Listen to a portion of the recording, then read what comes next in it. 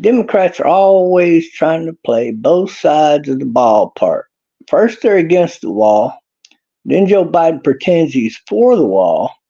All the while, he's got the feds out there trying to put holes in the wall. And also the Texas barriers that Texas put up. That's about as two-faced as it gets. That's like walking up behind somebody and putting a sword through their back. And at the same time whispering to them, "Don't worry, I got you back." Yeah, it's kind of like that. See, you got old Joe Biden over here who handed Iran plenty of money to, in hopes that they would go and arm up Hezbollah and Hamas. And of course, at the same time, Israel goes over there and gives money to that little old Qatar country over there in hopes that they would do the same thing. And they did. They went and supplied Hamas with a bunch of weapons. And so Hamas getting weapons from all directions, including Hezbollah. I mean, what do you think's going to happen? So you can't play both sides of the field these days. It's pretty hard to do that without getting caught. But here we've caught the Democrats doing it. Of course, we know about the five. I tried to tell you those were all Muslims. A lot of you don't believe me on some of them, but I'm telling you they are, including AOC.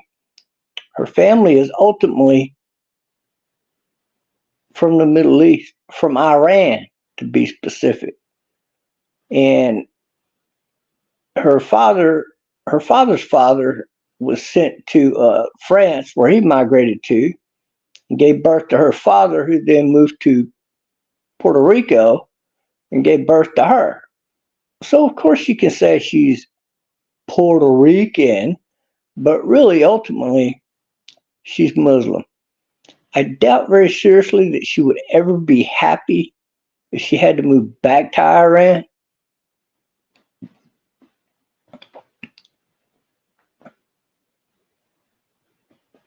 I don't think she would ever want to live in a country like that.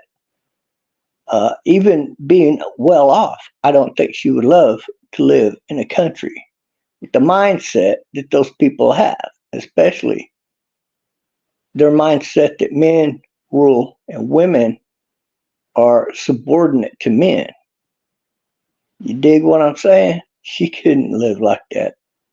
She wasn't brought up in that arena. But of course, she thinks it benefits her politically to take up for her fellow Muslims while pretending to be Puerto Rican. Just because she's born in Puerto Rico does not mean she's Puerto Rican. It means that she gets the endorsement as a Puerto Rican because she was born and raised there. So I guess in that light, she is a Puerto Rican. But in reality, her blood is Arabic, not Puerto Rican. Her mother and her father was not born in Puerto Rico. That's pretty simple, guys.